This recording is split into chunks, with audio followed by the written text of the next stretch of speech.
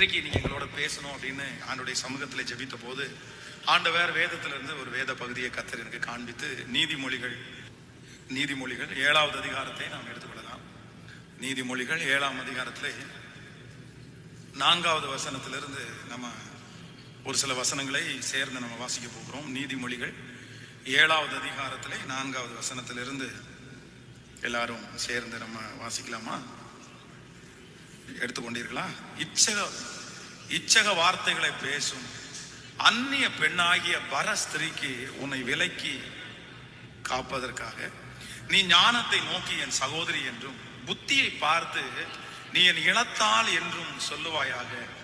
நான் என் வீட்டின் ஜன்னல் அருகே நின்று பலகனி வழியாய் பார்த்தபோது பேதகர்களாகிய வாலிபர்களுக்குள்ளே ஒரு புத்தீன வாலிபனை கண்டு அவனை கவனித்தேன். அவன் மாலை மயங்கும் அஸ்தமான நேரத்திலும் இரவில் இருண்ட அந்தகரத்திலையும் அவள் இருக்கும் சந்து கடுத்த தெருவில் சென்று அவள் வீட்டு வழியாய் நடந்து போனான். அப்பொழுது இதோ வேசியின் ஆடை ஆபரணம் தரித்தவருமாகிய முள்ள ஒரு ஸ்திரீ அவனுக்கு எதிர்பட்டாள். அவள் வாயாடியும் அடங்காதவளும் ஆனவள். அவள் கால்கள் வீட்டிலே தரிக்கிறதில்லை. சில வேளையில் வெளியிருப்பாள், சில வேளையில் வீதியில் இருப்பாள், சந்துகள் தோறும் பதிவிருப்பாள். அவள் அவனை பிடித்து முத்தம் செய்யும். முகம் நாணாமல் அவனை பார்த்து சமாதான பலிகள் என்மேல் சுமந்திருக்கிறது. இன்றைக்கு தான் என் பொருத்தனைகளை நிறைவேற்றினேன். ஆதலால் நான் உன்னை சந்திக்க புறப்பட்டு உன் முகத்தை ஆவலோடு தேடினேன். இப்பொழுது உன்னை கண்டுபிடித்தேன். என் மஞ்சத்தை இரத்தன கம்பளத்தினாலும் எகிப்து தேசத்து விசித்திரமான மெல்லிய வஸ்திரங்களினாலும் சிங்காரித்தேன். என் படுக்கையை வெள்ளை போலத்தாலும் சந்தனத்தாலும் லவங்க பட்டையினாலும் வாசனை காட்டினேன். வா, விடியற்காலம் மட்டும் சம்போகமாயிருப்போம், இன்பங்களினால் பூரிப்போம். புருஷன் வீட்டிலே இல்லை, தூர பிரயாணம் போனார். பணப்பையை தன் கையிலே கொண்டு போனார். குறிப்பிட்ட நாளிலே வீட்டிற்கு வருவான் என்று சொல்லி தன் மிகுதியான இனிய சொற்களால் அவளை வசப்படுத்தி தன் உதடுகளின் மதுர வாக்கினால் அவனை இணங்க பண்ணினான். உடனே அவள் பின்னே சென்றான். ஒரு மாடு அடிக்கப்படும்படி செல்லுவது போலும், ஒரு மூடன் விலங்கிடப்பட்டு தண்டனைக்கு போவது போலவும், ஒரு குருவி தன் பிராணனை வாங்கும் கண்ணிய அறியாமல் அதில் விழ தீவிரிக்கிறது போலவும் அவள் பின்னே போனான். அம்பு அவன் ஈரலை பிளந்தது. ஆதலால் பிள்ளைகளே, எனக்கு செவி கொடுங்கள், என் வாயின் வார்த்தைகளை கவனிங்கள். உன் இருதயம் அவள் வழியிலே சாய வேண்டாம், அவள் பாதையிலே மயங்கி திரியாதே. அவள் அநேகரை காயப்படுத்தி விழ பண்ணினாள். பலவான்கள் அநேகம் பேரை கொலை செய்தாள்.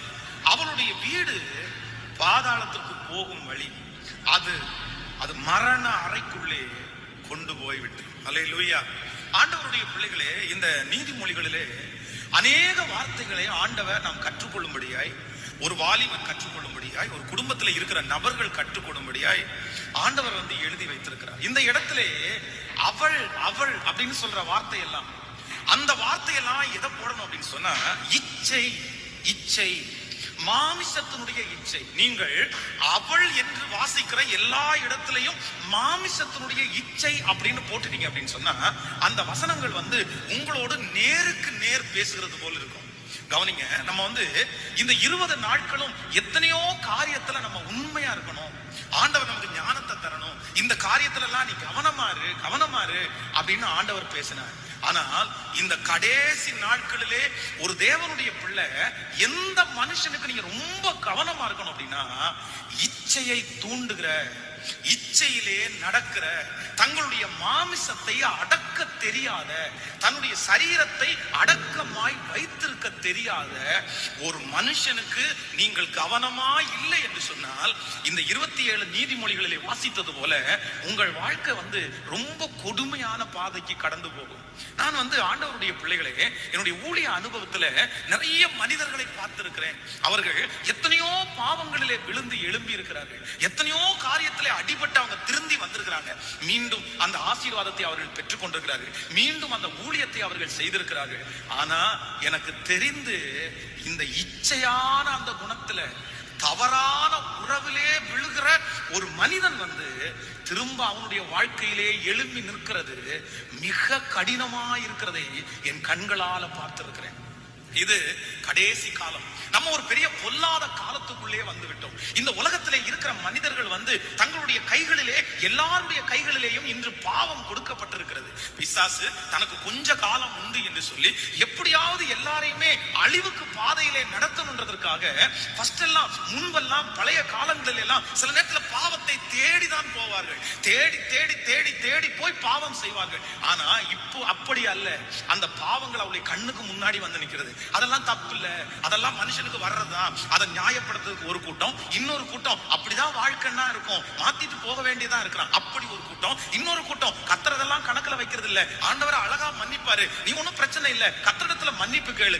இப்படி மேல் பூச்சாய் காயம் கட்டுகிற நிறைய ஜனங்கள் இருக்கிறாங்க. ஆனா இன்னைக்கு இந்த ஜெபத்துல இந்த சத்தத்தை கேட்கிற ஒவ்வொருத்தருக்கும் ஆண்டவர் சொல்றாரு, உங்க வாழ்க்கையில எதுல விழுந்தாலும் நீங்க மறுபடியும் எழுந்திருப்பீங்க. எதுல விழுந்தாலும் உங்களுடைய வாழ்க்கையிலே பெரிய நஷ்டங்களை நீங்க அனுபவிக்க மாட்டீங்க. ஆனா மாம்ச இச்சை, தவறான உறவு என்கிற ஒன்றுல நீங்க விழுந்துட்டீங்க அப்படின்னு சொன்னா உங்க கிருபையெல்லாம் நீங்க போக்கடிச்சிருவீங்க. எனக்கு தெரியும் இந்த ஜெபத்துல இருக்கிற யாருக்காக ஆண்டவர் பேசுறாருன்னு தெரியாது. என் அன்பு கர்த்தருடைய பிள்ளையே, இந்த கடைசி இந்த 21வது நாளுல இந்த 1000 மணி நேர ஜெபத்துல ஆண்டவர் யாருக்கு கவனமா இருக்க சொல்றாருன்னா, உன்னை பாவத்திற்காக தூண்டி, உன்னை பாவம் செய்வதற்காக அழைத்து, உன்னுடைய சரீரத்தினுடைய இச்சையை நிறைவேற்ற நினைக்கிற அந்த மனுஷனுக்கு, அந்த மனுஷிக்கு நீ கவனமாய் இல்லாவிட்டால், வேதம் சொல்லுது இந்த இடத்துல எனக்கு ரொம்ப என்னுடைய இருதயத்தை உடைச்ச வசனம். உடனே 22வது வசனத்தை வாசிங்க. உடனே அவள் பின்னே சென்றான். ஒரு மாடு அடிக்கப்படும்படி செல்லுவது போலும், ஒரு மூடன் விலங்கிடப்பட்டு தண்டனைக்கு போவது போலவும், ஒரு குருவி தன் பிராணனை வாங்கும் கண்ணியை அறியாமல் அதிலே விழ தீவிரிக்கிறது போலும் அவளுக்கு பின்னே போனான். அம்பு அவன் ஈரலை பிளந்தது.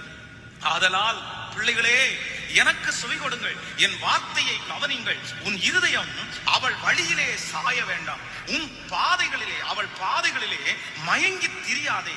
அவள் அநேகரை காயப்படுத்தி விழப்பண்ணினாள், பலவான்கள் அநேகம் பேரை கொலை செய்தாள்.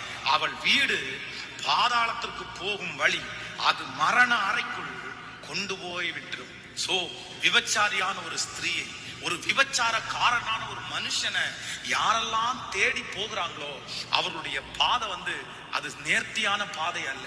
நீங்க நினைக்கலாம், எனக்கு இந்த நேரத்துல இப்படிப்பட்ட ஒரு ஆறுதல் தேவைப்படுது, இப்படிப்பட்ட ஒரு மனுஷன் எனக்கு தேவைப்படுறான், இப்படிப்பட்ட ஒரு மனுஷன் எனக்கு தேவைப்படுறாங்க, நான் வேற என்ன பண்றது? ஆனால் உண்மையில ஆண்டவர் இந்த ஜெபத்தில் இருக்கும்போது வாக்கு கொடுக்கிறாரு, இல்ல இல்ல, ஒரு தேவனுடைய பிள்ளை தேவனுக்காக பயன்பட வேண்டும் என்றால் நீங்க ஜெயிக்க வேண்டியது முதல்ல யாருக்கு அப்படின்னா, உங்களுடைய கண்களின் இச்சைக்கு, உங்களுடைய மாமிசத்தினுடைய இச்சைக்கு நீங்க ஜெயிக்கல அப்படின்னா ஆண்டவருக்காகவும் எதுவும் செய்ய முடியாது, இந்த உலகத்திலையும் பெரிய வெற்றியை அடையவே முடியாது. இந்த சத்தத்தை கேட்கிற நிறைய பேரை சில மனிதர்கள் தவறாய் நடத்தினார்கள். அவர்கள் ஆசை வார்த்தைகளை உங்களிடத்துல பேசினார்கள். அவர்கள் ரொம்ப உருக்கமா உங்களிடத்துல பேசினாங்க. அப்போ அவருடைய கரங்களிலே, அவருடைய வழிகளிலே விழுந்து இன்னைக்கு ஒரு மாடு அடிக்கப்பட போவது போல, ஒரு குருவி தன்னுடைய பிராணனை வாங்க தேடுகிற அந்த கண்ணியை அறியாமல் விழ தீவிரித்தது போல, அப்படிப்பட்ட சூழ்நிலையில இருக்கிற ஒவ்வொரு வாலிப தம்பியையும், ஒவ்வொரு வாலிப தங்கச்சியையும், ஒவ்வொரு பெரியவங்களையும் ஆண்டவர் அழைக்கிறாரு. இல்ல, உன் மாமிசத்தை அடக்கலைன்னா இந்த உலகத்துல வெற்றியான வாழ்க்கை வாழவே முடியாது. இந்த கடைசி நாள்ல நம்ம எதற்காக ஜெபிக்கணும்னா, ஆண்டவரே எனக்கு ஒரு கிருபை தரணும். நான் எதை ஜெயிக்கணும்னா, இந்த உலகத்துல இருக்கிற எல்லாவற்றையும் ஜெயிக்கிறதற்கு முன்பாக எந்த மனுஷன் தன்னுடைய சரீரத்தை ஜெயிக்கிறானோ, தன்னுடைய இச்சையை ஜெயிக்கிறானோ, அவன்தான் கர்த்தரால் பயன்படுத்தப்பட முடியும். ஆமென் சொல்லுங்க.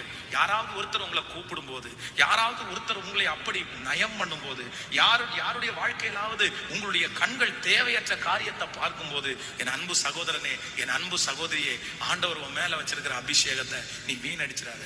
ஆண்டவர் உன் மேல வச்சிருக்கிற தாளந்தை இழந்துடாத. எனக்கு தெரியும் இந்த ஜெபத்துல இருக்கிற நிறைய பேர் இந்த மாம்ச இச்சையை கண்ட்ரோல் பண்ணாததுனால, இந்த மாம்சத்தை சரியா நீ கையாளாததுனால இன்னைக்கு உனக்கு கொடுக்கப்பட்டிருக்கிற எல்லா கிருபையும் நீ இழந்து இன்னைக்கு வெறுமையாய் நின்று கொண்டிருக்கிறாய். நீ எங்கேயோ இருக்க வேண்டிய நபர், நீ ஏதோ ஒரு காரியத்தை செய்ய வேண்டிய நபர், நீ பயன்பட வேண்டிய ஒரு பிள்ளை.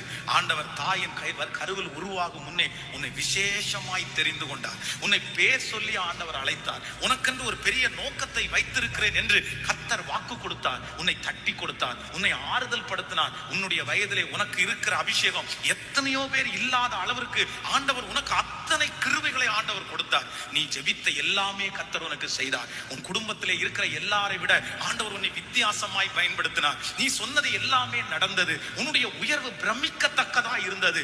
அநேகர் ஆச்சரியப்படுற அளவுக்கு இருந்தது. ஆனா இன்றைக்கு நீ ஒன்றும் இல்லாமல் இன்றைக்கு எல்லாவற்றிலையும் இடிந்து போய் கிடக்கிறதற்கு காரணம் ஆண்டவர் வாக்கு கொடுக்கிறார். நீ மாம்ச இச்சை அப்படின்ற ஒன்றை மட்டும் நீ ஜெயிக்கலைன்னா உன் வாழ்க்கையில எத்தனை கிருபைகள் வந்தாலும் நீ மரணத்தின் வாசலை தான் நோக்கி போகிறாயே தவிர அப்படி வாழ்க்கையில வெற்றியின் பாதையை அடையவே முடியாது. இன்னைக்கு எல்லாரும் எதற்காக ஜெபிக்கணும்னா, உங்க பிள்ளைகளுக்காக நீங்க எதற்காக ஜெபிக்கணும்னா, இந்த ஜெபத்தில் இருக்கிற பெரியவங்க எல்லாம் ஒருவேளை அப்படிப்பட்ட சூழ்நிலையிலே இல்லாம இருக்கலாம். இல்ல பாஸ்டர், நான் அப்படியெல்லாம் மாம்ச இச்சையில இல்ல, என்னுடைய கண்கள் எல்லாம் தெளிவா இருக்கிறது, நான் அசுத்தமான காரியம் எல்லாம் பாக்குறது இல்ல. நான் சொல்றேன், ஒருவேளை நீங்க இல்லைனாலும் உங்க பிள்ளைகளுக்காக திறப்புல நில்லுங்க, உங்க பேர பிள்ளைகளுக்காக திறப்புல நில்லுங்க. இன்றைக்கு இருக்கிற இந்த கடைசி நாள் உலகம் எதை நோக்கி போய் கொண்டிருக்கிறது என்றால், இந்த மாம்ச இச்சை இந்த உலகத்துல தலைவிரித்து ஆடுகிறது.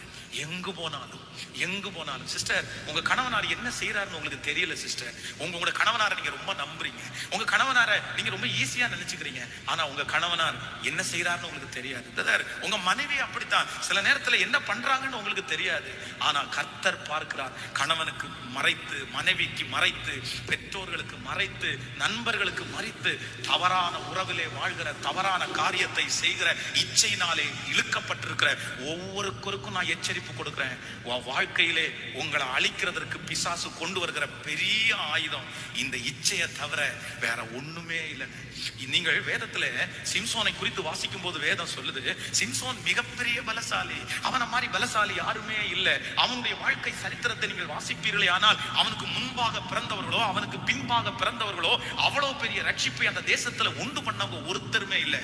யாருக்கும் பயப்படாதவன், எந்த காரியத்திற்கும் அஞ்சாதவன், வேகமாய் ஓடக்கூடியவன், அவனுடைய எண்ணமே வேறு. அவன் சின்ன வயதிலிருந்தே அவனுடைய தாயின் வயிற்றிலே உருவாகும் முன்னே அபிஷேகிக்கப்பட்டவன். எல்லாம் அவனுக்கு தெரிந்திருந்தோம். அவனை எதுவுமே அவனை உடைக்க முடியல. எதிரி என்னென்னமோ பிரச்சனை பண்ணி பார்த்தான், இல்ல சிம்சோனை ஜெயிக்க முடியாது.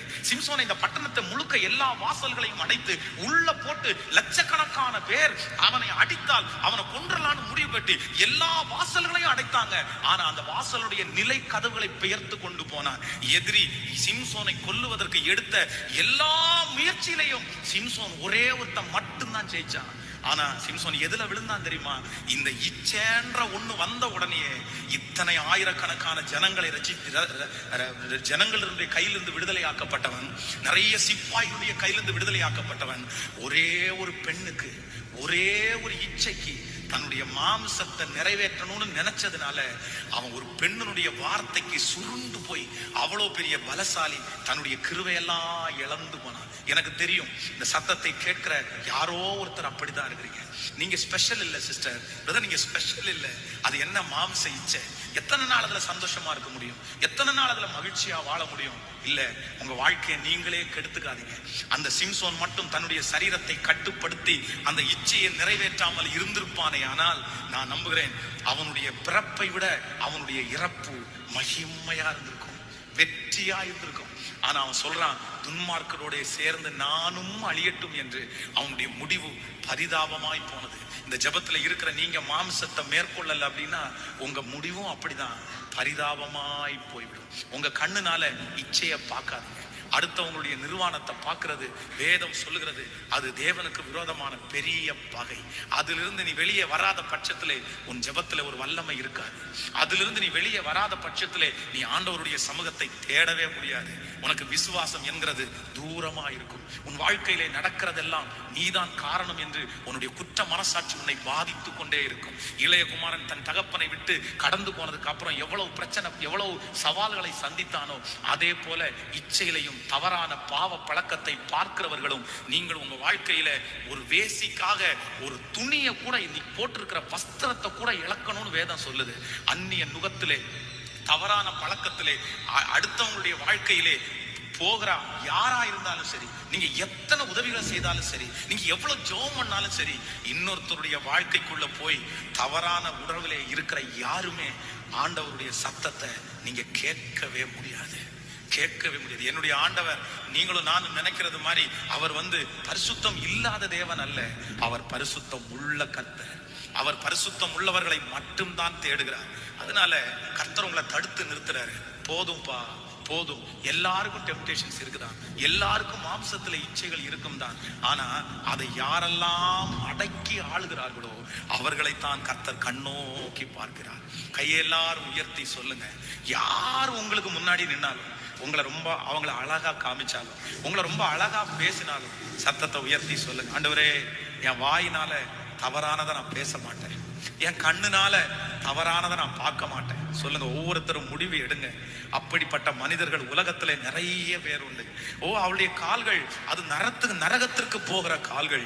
அந்த இச்சையினுடைய கால்கள் அது நரகத்திற்கு போகும். அது நம்மை வாழ விடவே விடாது. அது நம்மை அழித்து விடும். கைகளை எல்லாரும் உயர்த்தி, யாரும் நீதிமான்கள் என்று சொல்ல வேண்டாம், கையை உயர்த்தி அப்பா சமூகத்துல ஒவ்வொரு வாலிப தம்பியும் தங்கச்சியும் கதறு. மகனே, உங்க அம்மாவுக்கு தெரியாதப்பா, உங்க அப்பாவுக்கு தெரியாதப்பா, பிரதர் உங்க மனைவிக்கு தெரியாது, சிஸ்டர் உங்க கணவனாருக்கு தெரியாது, ஆனா ஆண்டவர் பார்க்கிறாரு.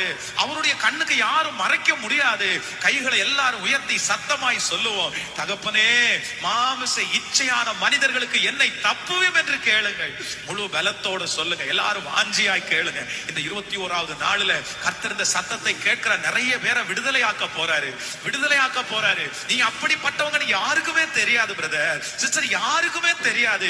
ஆனா உன் உள்ளுக்குள்ள வேற விதமா ஓடிட்டே இருக்குது. நீ ரொம்ப ஃபீல் பண்ணிட்டே இருக்கிற. உண்மைதான் பாஸ்டர், நான் தான் எல்லா கிருபையும் இழந்து வந்து நிற்கிறேன். ஆண்டவர் எனக்கு நிறைய கிருபை கொடுத்தாரு, எல்லாத்தையும் நான் ஜெயிச்சிட்டேன் பாஸ்டர். ஆனா இந்த ஒன்ன மட்டும் என்னால ஜெயிக்க முடியல.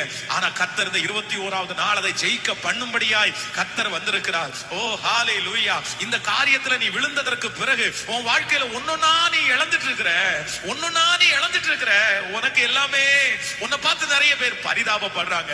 நீ ஜெபிக்கிறவனாச்சே, உனக்கு ஏன் இப்படி நடக்குது? நீ சர்ச்சுக்கு வர்றவனாச்சே, உனக்கு ஏன் இப்படி நடக்குதுன்னு நிறைய பேர் உங்களை பார்த்து பரிதாபப்படுறாங்க. ஆனா உனக்கு மட்டும்தான் தெரியும், இல்ல நான் சரியில்லை, ஆண்டவருக்கு விரோதமா நான் தப்பு பண்ணிட்டு இருக்கிறேன், நான் பொல்லாததை யோசிக்கிறேன். இப்பொழுது கைகளை எல்லாரும் உயர்த்தி, கர்த்தாவே என்னை தூக்கி எடுமாண்டவரேன்னு சத்தமா நீங்க ஜெபம் பண்ணுங்க. ஹalleluya. இதுவரைக்கும் இழந்த கிருபை போதும் மகனே, மகளே, இதுவரைக்கும் இழந்த கிருபை போதும். இப்போ ஆண்டவரிடத்துல கேளுங்க. ராஜா, என்னிடத்திலிருந்து அந்த சக்தியை முழுவதுமாய் எடுத்து போடுவீராக. உச்சம் தலையில் இருந்து உள்ளம் கால் வரை இப்பொழுது தேவனுடைய மகிமை ரத்தம் என் மேல இறங்கட்டும். என்னை காப்பாற்றுகிற கர்த்தர், ஹalleluya. கண்கள் தூய்மையாகும் கர்த்தா, உம்மை பார்க்கணும். கண்கள் தூய்மையாக்கும் கர்த்தா, உம்மை பார்க்கணும். காதுகள் கேட்க செய்யும் கர்த்தரும் குரல் கேட்கணும். சொல்லுங்க எல்லாரும். காதுகள் கேட்க செய்யும் கர்த்தரும் குரல் கரங்களை மேல உயர்த்தி சொல்லும். உகந்த காணிக்கையாய், உகந்த காணிக்கையா எல்லாரும் ஒப்பு கொடுத்தேயா, சுகந்த வாசனையா, உகந்து மகிழுமையா. கேளுங்க அப்பா சமூகத்துல, கேளுங்க. உகந்த காணிக்கை, உகந்த இயேசுவே என்னை காப்பாற்று.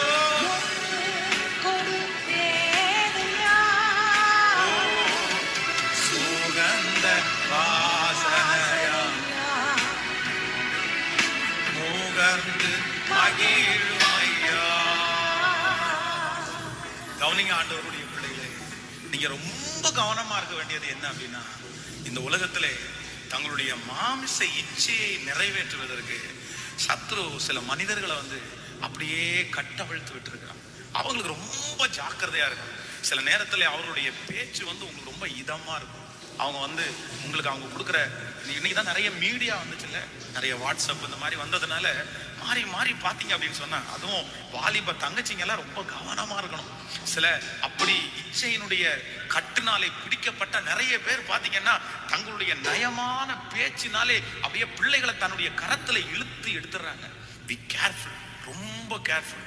ஊழியத்துல இதெல்லாம் வந்து அதான் நான் யாரையுமே குறிப்பிட்டு பேர் சொல்லி அதான் சொல்லி நீங்க தெரிஞ்சுக்கொண்டதுக்காக தான் சொல்றேன். ஒரு விசை ஒரு வாலிப தங்கச்சி இரவுலே நைட்டு 12 மணிக்கு கூட்டிட்டு வந்தாங்க வீட்டுல. 12 மணிக்கு கூட்டிட்டு வந்தா அந்த புள்ள வந்து 2 நிமிஷத்துக்கு ஒரு டைம் மயங்கி மயங்கி கீழே விழுறாங்க.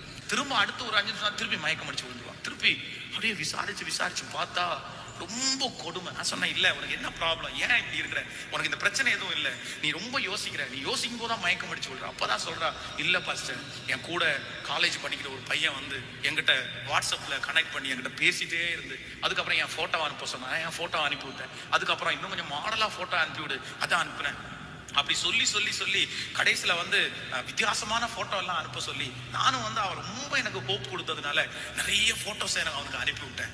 அப்போ அந்த போட்டோஸ் அவன் வச்சு என்னை ரொம்ப மிரட்டுறான். நான் சொன்னபடியெல்லாம் நீ கேட்கணும், நீ என்கிட்ட பேசணும், இல்லை அப்படின்னு சொன்னா நான் அப்படியெல்லாம் பண்ணுவேன், இப்படியெல்லாம் பண்ணுவேன்றான்.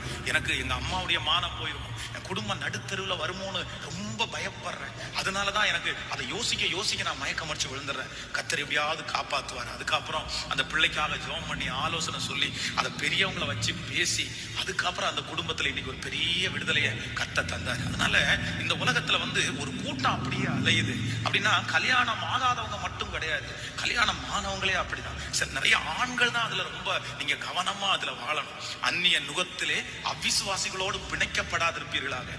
ஒன்று நல்லா நினைச்சுக்குங்க, நான் அடிக்கடி சொல்லுவேன், ஆண்டவர் ரொம்ப வெறுக்கிற பாவம் வந்து விபச்சார பாவம். இந்த விபச்சார பாவத்திலே இருக்கிறவர்கள், இந்த விபச்சாரத்திலே விழுகிறவர்கள் இன்னொரு மனைவிய, இன்னொரு நபரை, இல்லைன்னா திருமணத்திற்கு முன்பாகவே தங்களுடைய சரீரத்தை கெடுத்துக் கொள்ளுகிறவர்கள். உங்களுடைய வாழ்க்கையில வந்து எல்லாத்துக்குமே தண்டனை அன்னைக்கு நிறுத்தப்பட்டாலும் இந்த பாவத்துல விழுறவங்க யாரா இருந்தாலும், நீ எவ்வளவு ஆண்டவரை நேசிச்சாலும் தண்டனை நீ அனுபவிச்சே ஆகணும். ஏன்னா இதுக்கு மிகப்பெரிய உதாரணம் யார் அப்படின்னா இந்த தாவீது. தாவீதை குறித்து வேதம் சொல்லுது, அவன் ஆண்டவருடைய இருதயத்துக்கு ஏற்ற தாசன். ஆண்டவர் ரொம்ப பிடிச்ச பிள்ளை. ஆண்டவர் அவன்கிட்ட பேசினாரு, ரகசியங்களை பேசினாரு. அவனை தான் கர்த்தர் தான் அவனை உருவாக்குனாரு. ஆனா ஒன்னே ஒண்ணு பாருங்க, அது வரைக்கும் என்ன இருந்தாலும் ஆண்டவரத்துல கேட்டு செய்யறவன் இந்த பட்சேபாள் என்கிற அந்த லேடி அந்த பாவத்துல விழுந்ததற்கு பிறகு அவன் எவ்வளவு மோசமானவனா போனான் பாருங்களேன். அவன் சொல்றான், ஆண்டவருக்கு பயப்படும் பயத்தால் என் உடம்பு சிலுக்குது அப்படின்னா கர்த்தருக்கு அப்படி பயப்படுறவன். நம்ம ஒருமித்து தேவாலயத்திற்கு போவோம் பாருங்கள் என்னும் சொல்லும் போது ரொம்ப சந்தோஷப்பட்டவன். அவ்வளவு ஸ்பிரிச்சுவல், ஆண்டவர் அப்படி நேசிச்சவன். ஆண்டவர் ஆராதிக்கிறதுக்கு வஸ்திரத்தை கலட்டி போட்டுட்டு ராஜாவா இருந்த போதிலும் கூட அந்த மரியாதை எதையுமே பார்க்காம கர்த்தருக்கு முன்னாடி டான்ஸ் ஆடி கர்த்தரை ஆராதிச்சவன். எதுலையுமே ஆண்டவரை விட்டு கொடுக்காதவன். ஆனா இந்த பட்சேபாள் விஷயத்துல அவன் விழுந்ததற்கு பிறகு அவன் கொலை செய்யறதுக்கு கூட தயங்கல, கொலை செய்யறது கூட தயங்கல. அவனுடைய பாருங்க, இந்த பாவத்துல விழுந்ததுக்கு அப்புறம் அவனை பிசாசு படிப்படியா மோட்டிவேட் பண்ணி கடைசியில கொலை வரைக்கும் கொண்டு போய் விட்டுட்டான். இந்த பாவத்துல மட்டும் ஒரு மனுஷன் வெளியே வராம விழுவானே, ஆனால் அவனுடைய வாழ்க்கையில தொடர்ந்து இந்த பாவத்துல நீங்க துணிகரமா இருப்பீங்கன்னா இது உங்களை கொலை வரைக்கும் கூட கொண்டு போய் விட்டுரும், கொலை வரைக்கும் கொண்டு போய் விட்டுரும். Be careful. நீங்க எப்படி ஜெயிப்பீங்கன்னு தெரியாது, ஏதோ ஒன்றை பண்ணினா. ஆனா நம்புறேன், ஆண்டவரால முடியாதது எதுவுமே இல்லை. கர்த்தர் அவர் சொல்றார், நான் உலகத்தை ஜெயித்தேன்.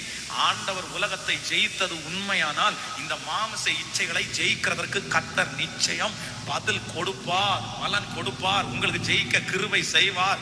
அவரால முடியாதது எதுவுமே இல்லை.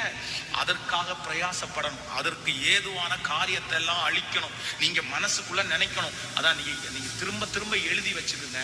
நீங்க எதுல போய் நீங்க சிக்கினாலும் உங்களை காயப்படாம கொண்டு வந்துடலாம்.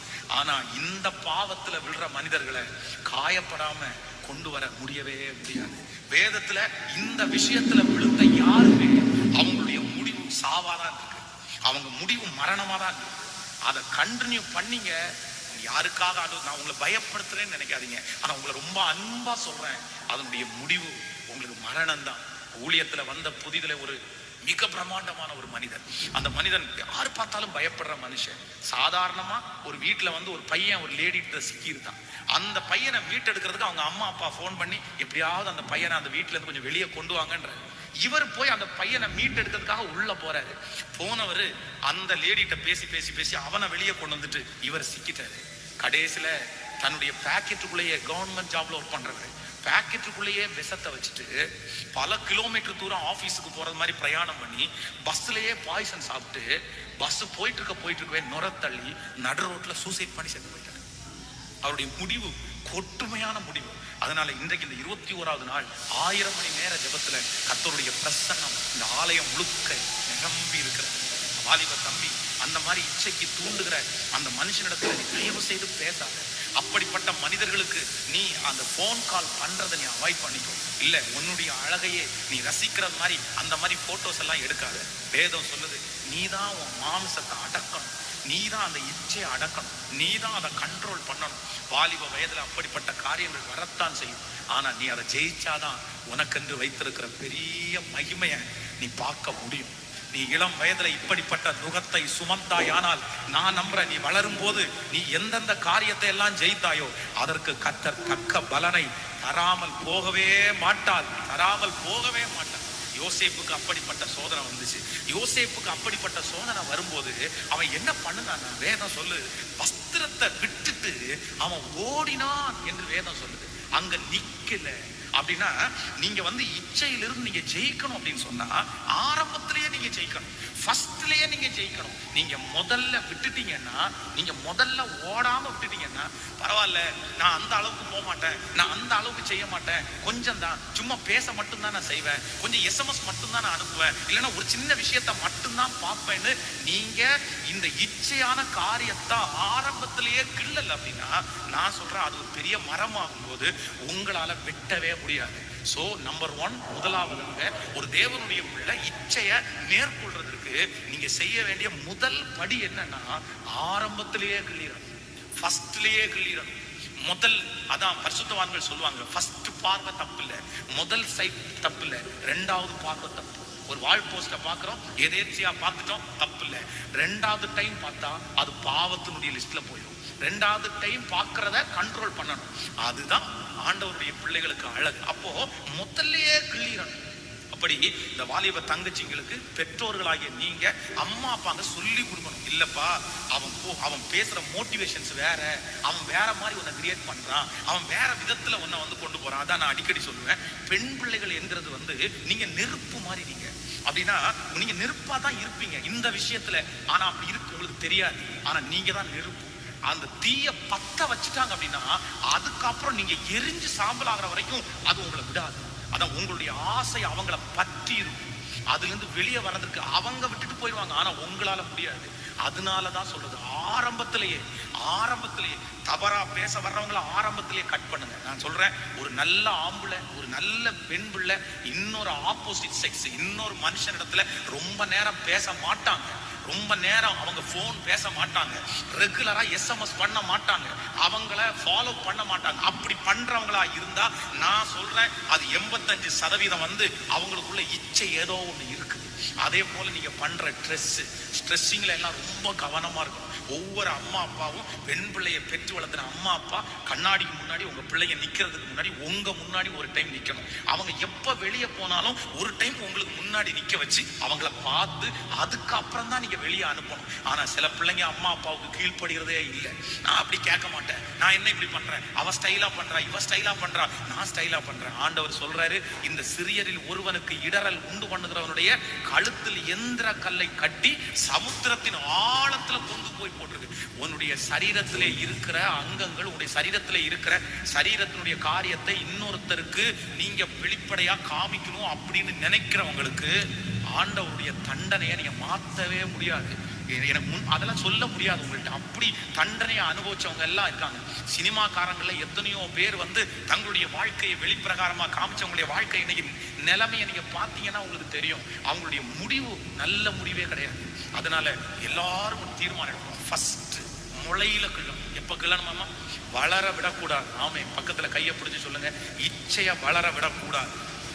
எதிர்முனையில இருக்கிற நபர் பேசுகிறத எப்ப தவிர்க்கணும்னா ஆரம்பத்திலே தவிர்க்கணும். கணவன் இல்லாத நேரத்துல ஒருத்தர் பேசுறாரு அப்படின்னா ஆரம்பத்திலே தவிர்க்கணும். உங்களை பார்க்கும்போது ரொம்ப சிரிக்கிறாருன்னா ஆரம்பத்திலே தவிர்க்கணும். உங்களை பார்த்த உடனே நீங்க ரொம்ப அழகா இருக்கிறீங்கன்னு சொன்னாங்கன்னா ஆரம்பத்திலே தவறணும். முளையில அந்த விஷயத்தை நீங்க கிள்ளல் அப்படின்னா கண்டிப்பா சொல்றேன், அது உங்க கிருபையெல்லாம் அழிச்சு.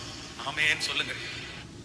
அதனால இங்க இருக்கிற வாலிப தம்பிங்களும் அப்படிதான். நீ மொபைல் வச்சிருக்கிறியா, அந்த மொபைல்ல நீ எப்போ ரொம்ப பாவத்துக்குள்ள போறேன்னா நீ ஆரம்பத்திலேயே கிள்ளலப்பா, ஆரம்பத்திலேயே கிள்ளல. நீ சர்ச் பண்றது வேறதான். நீ ஏதோ ஒரு காரியத்திற்காக ஏதோ ஒண்ணுக்காக அதை பார்க்கலாமே இதை பார்க்கலாமே, ஆனா ஆரம்பத்திலேயே அதை முடிச்சு போட்டு அப்படிப்பட்ட எண்ணங்கள் உனக்குள்ள வரும்போது அது எனக்கு வேண்டான்னு தூக்கி போட்டு நீ ஃபர்ஸ்டே அந்த இடத்துல இருந்து எந்திரிச்சணும். ஃபர்ஸ்டே அதை தூக்கி போட்டுறணும். அதான் கைக்குள்ளேயே எல்லாத்தையும் வச்சுட்டு நான் ஜீவிப்பேன், நான் வாழுவேன் அப்படின்னு சொன்னா முடியாது. முதல்ல சிலதை ஆண்டவருக்காக இழக்கணும். இல்ல எனக்கு இதுதெல்லாம் ப்ராப்ளம் அப்படின்னு சொன்னா அதை ஆண்டவருக்காக இழக்காம நீ பரிசுத்தமா வாழ முடியாது. அதை வச்சுட்டு அதான் பாம்பை மடியிலே கட்டிட்டு அது என்ன கொத்தாதுன்னு எத்தனை நாள் நடிச்சிட்டு இருப்பீங்க? அது உங்களை சீண்டாது எத்தனை நாள் சொல்லிட்டு இருப்பீங்க? பாம்பை மடியில வச்சுட்டு சீண்டாதுன்னா அது ஒரு நாள் கண்டிப்பா சீண்டும். அன்னைக்கு நீங்க பாதிக்கப்படுவீங்க. அதனால ஆண்டவரை விட்டு உங்களை பிரிக்கிற எதுவுமே உங்க கையில இருக்க கூடாது. அது நண்பனானாலும் அது வீடானாலும் அது பொருளானாலும் இன்னைக்கு ஒரு தீர்மானம் எடுங்க. ஆண்டவரை விட்டு பிரிக்கிற எதுவுமே எனக்கு வேண்டாம். நான் சொல்றேன், அப்படிப்பட்ட என்டர்டைன்மெண்ட், அப்படிப்பட்ட சந்தோஷம் ரொம்ப நாள் நீடிக்காது. அந்தரங்கத்திலே புசிக்கிற தண்ணீர் இன்பமா இருக்கும். நீ தவறா செய்யற காரியங்களுக்கு ரொம்ப மகிழ்ச்சியா இருக்கும். ஆனா முடிவில் அது என்ன பண்ணுமாமா, பாம்பை போல அது சீண்டுமாமா, அது உன்னை சாகடிச்சிடும். அதனால எல்லாரும் நம்புறோம், ஃபர்ஸ்ட் ஆண்டவரே எனக்கு ஒரு கிருபை தாங்க, உமக்கு பிரியம் இல்லாத எல்லாத்தையும் நான் எதுல கிள்ளணும்னா முளையிலே கிள்ளணும். எப்ப பார்க்கணும்? ஆரம்பத்திலே. சொல்லுங்க ஹல்லேலூயா. நீங்க என்ன தண்டிச்சா கூட பரவாயில்லப்பா, நீங்க என்ன அடிச்சா கூட பரவாயில்ல. நான் சொல்றேன், அவருடைய அடியை வாங்குங்க, ஆனா இன்னொருத்தருடைய அடியை வாங்காதீங்க. எத்தனை பேர் விசுவாசிக்கிறீங்க? கையை மேல உயர்த்தி சொல்லுங்க, ஆண்டவரே நான் ஆரம்பத்துல என் பிள்ளை, ஒருவேளை பெரியவங்க நிறைய பேர் இந்த ஜெபத்துல இருப்பீங்கன்னா நான் சொல்றேன், உங்க பிள்ளைக்காக இது ஒரு ஜெப குறிப்புக்காக ஜெபம் பண்ணுங்க. உங்களுக்கு எல்லாம் முடிஞ்சிருச்சு, நீங்க எல்லாத்தையும் தாண்டி வந்துட்டீங்க. இன்னைக்கு உங்களுக்கு சோகம் மட்டும்தான் மனசுல இருக்குது, பிரச்சனை மட்டும்தான் மனசுல இருக்குது. ஆனா ஒரு காலத்துல நீங்க பண்ணினது இன்னைக்கு சாபமா வந்து முடிஞ்சிடக்கூடாது. கர்த்தர் சமூகத்துல எல்லாரும் மன்னிப்பு கேட்டு, ராஜா என் பிள்ளை அந்த மாதிரி ஒரு விஷயத்துல மாட்டக்கூடாது. சத்தமா சொல்லுங்க, நான் ரொம்ப விட்டு தான் அது ஒரு பெரிய மரமா வளர்ந்து இன்னைக்கு எவ்வளவு கஷ்டமா இருக்குது. சிஸ்டர், உங்க வாழ்க்கை மாதிரி உங்க பிள்ளை வாழ்க்கை ஆகக்கூடாது. பிரதர், உங்க வாழ்க்கை மாதிரி உங்க பிள்ளை வாழ்க்கை ஆகக்கூடாது. நீங்க நிறைய தப்பு பண்ணீங்க, நிறைய இழந்துட்டீங்க.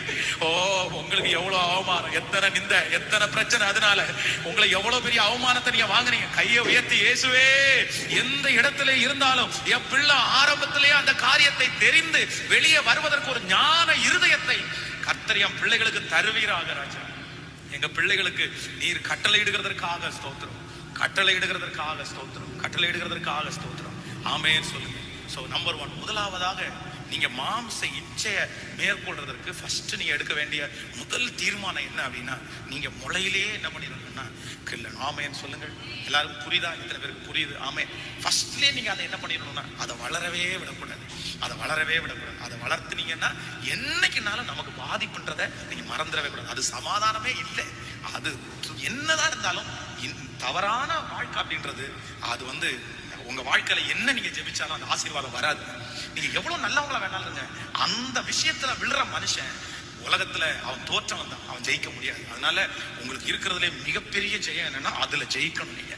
ஆமென் சொல்லுங்க. நம்பர் 2, இரண்டாவதாக ஒரு காரியம், தாவீதை குறித்து வேதம் சொல்லுது. தாவீது அவ்வளோ பெரிய பிரச்சனையில அவன் விழுந்தான், அவ்வளோ பெரிய பாரத்துல அவன் விழுந்தான். என்ன அப்படின்னா, நான் நம்புவேன் அவன் அந்த இச்சையில விழுவதற்கு காரணம் அவன் சும்மா இருந்ததுதான் காரணம் அப்படின்னு சொல்லி. என்ன காரணம்? சும்மா இருந்து. அப்போ ஒரு மனுஷன் வந்து தன்னுடைய வாழ்க்கையில எப்போ தவறுகிறான் அப்படின்னு சொன்னா, தன்னுடைய செய்ய வேண்டிய கடமையை கூட செய்யாம அவன் எப்போ சும்மா இருக்கிறானோ அப்பதான் பிசாசு வேலை பார்க்கறான். அதான் சும்மா இருக்கிறவனுடைய மைண்ட் வந்து பிசாசுடைய தொழிற்சாலை அப்படின்னு நம்ம கேள்விப்பட்டது மாதிரி. அப்படிதான் நீங்க எப்பவுமே டைட் ஷெட்யூலா இருக்கும். ஒவ்வொரு வாலிப தம்பியும் தங்கச்சியும் நீ படிச்சு முடிக்கும் போதே நீ வேலையில இருக்கணும், நீ பிஸியா தான் இருக்கணும். நீ சும்மா இருந்தேன்னா அது உன்னை உன் வாழ்க்கைய நாசப்படுத்தாம விடவே விடாது. இன்னைக்கு என் வாழ்க்கையில நான் நம்புறேன், இன்னைக்கு இந்த வயசுல நான் ஊழியக்காரனா இருக்கிறதுக்கு ஒரே காரணம் என்ன அப்படின்னா, என் வாழ்க்கையில ஒரு நாள் கூட நான் சும்மா இருக்கல. படிச்சேன், 10th முடிக்கவே அந்த லீவு முடியறதுக்கு முன்னாடியே எங்க பாஸ்டர் கொண்டு போய் வேலையில சேர்த்து விட்டாரு. அதுக்கப்புறம் அங்க வேலையில சேர்த்து வேலை செஞ்சுட்டே இருக்கும் போதே அவ்வளவுதான். அங்கிருந்து அப்படியே பைபிள் காலேஜ் முடிச்சோன்னா ஊழியம். என்னுடைய வாழ்க்கையில வந்து சும்மா இருந்த டைமே இல்லை, அந்த ஆக்குபைடா இல்லாத நேரமே இல்லை, அப்படி வந்துச்சு.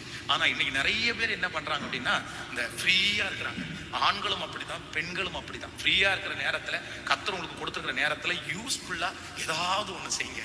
ஆனா நீங்க சும்மா இருக்கிறத தவிர்த்து கொள்ளுங்க. அந்த நேரத்துல கர்த்தருக்கு பிரியம் இல்லாத எதை நோக்கி நீங்க போக கூடாது. ஆமென். கைகளை எல்லாரும் உயர்த்தி சொல்லுவோம், ஆண்டவரே எங்களை ரொம்ப பிஸி ஆக்குங்க ஆண்டவரேன்னு சொல்லுங்க. ஆண்டவர் நான் பிஸி ஆகணும். வேலை இல்லாத ஒவ்வொருத்தருக்கும் வேலையை கர்த்தர் தரணும். ஹல்லேலூயா. ஆண்டவரே இப்போ இரக்கம் செய்யும். நீங்க சொல்றது உண்மைதானா? நான் வந்து சும்மா இருந்தாலே ஏதோ ஒண்ணு செய்யறேன். ஆனா கர்த்தர் இன்னைக்கு விடுதலை ஆக்குவார். ஏசப்பா இன்றைக்கு அந்த பிள்ளைகளுக்கு வழி திறக்கட்டும் ஆண்டவரே. டைமே இல்லாத அளவிற்கு அப்பா உங்க பிள்ளைங்க ரொம்ப பிஸி ஆகிறதற்கு இப்பொழுது ஒரு அற்புதத்தை தேவன் நம்முடைய பிள்ளைகளுக்கு செய்ய போகிறதற்காய் ஸ்தோத்திரம் ஸ்தோத்திரம் ஸ்தோத்திரம் ஸ்தோத்திரம். நம்பர் 3, மூணாவது இந்த காரியத்தை சொல்லி உங்களை ஜெபித்து முடிக்கிறேன். நீங்க 2 பேரை குறித்து வேதம் சொல்லுகிறது. தேவனுடைய மனுஷன் அனுப்பி 2 பேரை வேவு பார்க்கறதுக்காக அனுப்பி விடுறாரு. அந்த 10 பேர்ல அந்த 2 பேரு எங்க போனாங்களாமா? ராகாப் என்னும் வேசியினுடைய வீட்டுக்கு போனாங்களாமா. எங்க போனாங்க? ராகாப் என்னும் வேசியினுடைய வீடு. அவ வீட்டுலதான் அவங்க 2 பேரையும் அவங்க வந்து தங்க வச்சிருந்தாங்க. எப்படி அந்த கடைசியில பாத்தீங்கன்னா அந்த பட்டணத்துல இருக்கிற எல்லாருமே மரிக்கும் போது இந்த ராகாப் தன்னுடைய குடும்பத்தோட காப்பாற்றப்பட்டான். அப்படின்னா இந்த 2 மனுஷங்களும் போய் அந்த வீட்டுல காலடி எடுத்து வச்ச உடனே இதுவரைக்கும் பாதாளமா இருந்த அந்த வீடு, இதுவரைக்கும் அசுத்தமா இருந்த அந்த வீடு ரட்சிக்கப்பட்டுச்சு. பாருங்க 2 பேர் 2 போய் எனக்கு ஆச்சரியமா இருக்கணும். பொதுவாக வேசியினுடைய வீட்டுக்கு யார் தேடி போவா? பாவம் செய்யறவங்க, அசுத்தம் பண்றவங்க தான் அந்த வீட்டுக்கு போவாங்க. அதான் அந்த அம்மா இதுவரைக்கும் எத்தனையோ ஆம்பளைங்களை பார்த்துருச்சு. அந்த ஆம்பளைங்க எல்லாருமே தன்னுடைய சரீரத்தை நாசப்படுத்துறதுக்காக வந்திருக்கிறவங்க. அவங்க வாழ்க்கையில நல்லவங்களை கண்டுபிடிச்சது 2 பேரு, ஜோஷுவா காலே. அவ்வளவுதான், தன்னுடைய வாழ்க்கையை ஒப்பு கொடுத்துருச்சு. இவங்களுடைய பரிசுத்தமான வாழ்க்கை அந்த அம்மாவை குடும்பத்தோட ஒரே நாள்ல ரட்சிப்புக்குள்ள நடத்திடுச்சு. எல்லாத்தையும் தூக்கி போட்டு கர்த்தர் தான் உண்மை உள்ளவர்னு அந்த அம்மா இறங்கி நின்னாங்க.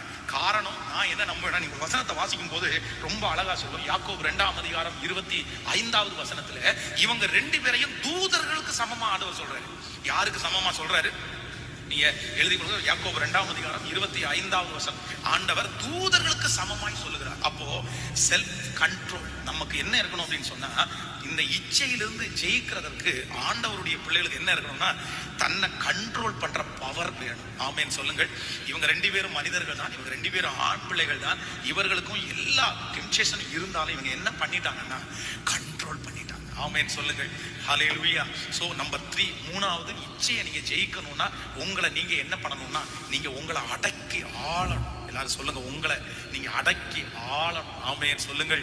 ஆண்டவரிடத்துல எப்படி கேட்கணும்னா, ஆண்டவர் என்னை அடக்கி ஆள பலன் தான். நம்பர் 1, முதலாவது நீங்க என்ன பண்ணணும் அப்படின்னா, ஃபர்ஸ்ட் முளையிலேயே கிள்ளணும். நம்பர் 2, ரெண்டாவது நீங்க ரொம்ப பிஸியா நீங்க சும்மாவே இருக்கக்கூடாது. நம்பர் 3, மூணாவது என்ன பண்ணணும்னா, உங்களுக்குன்னு ஒரு சுய கட்டுப்பாடு வேணும்.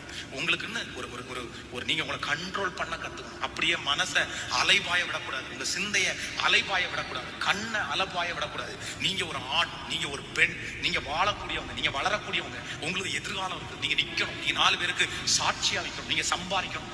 நான் என்ன சொல்றேன், பிள்ளைகள் பிதாக்கள் செய்கிற தப்பு பிள்ளைகளை பாதிக்கும். ரொம்ப கஷ்டம். நீங்க அதான் அடிக்க, நீங்க நட்டதை நீங்க தான் எடுக்கணும், நீங்க விதைச்சதை நீங்க தான் அறுக்கணும். நீங்க அசுத்தத்துல கைய வச்சுட்டு நீங்க எனக்கு ஒண்ணும் இல்லைன்னு தொடச்சு போட்டு வந்துட முடியாது. நீதிமானுக்கு பூமியிலே சரி கட்டப்படும். ஆண்டவர் உங்களை மட்டா தண்டிக்கட்டும். இதுவரைக்கும் ஆண்டவர் நீங்க செஞ்ச பாவத்துக்கு கர்த்தர் உங்களை மட்டா தண்டிக்கட்டும். இந்த ஜெபத்துல இருக்கிற அந்த சத்தத்தை கேட்கிற நிறைய பேர் தண்டனைக்குள்ளாக ஆளாக்கிட்டு இருக்கீங்க. ஆண்டவர் உங்களை தண்டிக்கிறாரு, ஆண்டவர் உங்களை சிக்ஷிக்கிறாரு. ஆண்டவர் தான் உங்களை தண்டிக்கிறாருன்னு உங்களுக்கு நல்லா தெரியும். ஆனா வெளியே இருக்கிற யாருக்குமே தெரியாது. வெளியே இருக்கிற எல்லாருமே வந்து உங்களை என்ன பாக்குறாங்கன்னா, அது என்னமோ உனக்கு என்னப்பா, உனக்கு நல்ல பையன், என்னமா நீ நல்ல உனக்கு என்ன. ஆனா கர்த்தர் உங்களை தண்டிக்கிறாருன்னு உங்களுக்கு தெரியும். நான் சொல்றேன், நீங்க பாக்கியவான், நீங்க பாக்கியவதி. கர்த்தர் தண்டிக்கிற புத்திரன் பாக்கியவான், கர்த்தர் தண்டிக்கிற மகள் பாக்கியவதி. அது ஒரு பெரிய கிருபை. ஆண்டவர் தன் நேசிக்கிற புத்திரனை கடிந்து கொண்டு சிக்ஷிக்கிறார். ஆண்டவருடைய தண்டனை உங்க மேல இருந்துச்சுன்னா நான் சொல்றேன், நீங்க கர்த்தருடைய அன்புல இன்னும் இருக்கிறீங்க. ஆண்டவருடைய இரக்கம் உங்களுக்கு இன்னும் இருக்குது. ஆண்டவர் உங்களை கைவிடலன்றதற்கு ஒரு மிகப்பெரிய ஆதாரம் என்னன்னா, கர்த்தர் உங்களை தண்டிக்கிறது தான் ஆண்டவர் உங்களை கைவிடாததுடைய ஆதாரம். அதனால அதனால கர்த்தர் பாஸ் என் தண்டிக்கிறார், எனக்கு தெரியுது, நான் செய்த தப்புக்கெல்லாம் நான் அனுபவிக்கிறேன் அப்படின்னா இன்னைக்கே ஒப்பு கொடுங்க. இயேசுட்ட கேளுங்க, இயேசுவே எனக்கு ஒரு மனுஷனிடத்துல இருந்து காப்பாத்துங்க. இச்சையான வார்த்தைகளை பேசுகிற மனுஷன், இச்சைக்கு நேரா என்னை வழி நடத்துகிற மனுஷனுக்கு நான் என்ன பண்ணணும்னா காப்பாற்றப்படணும்.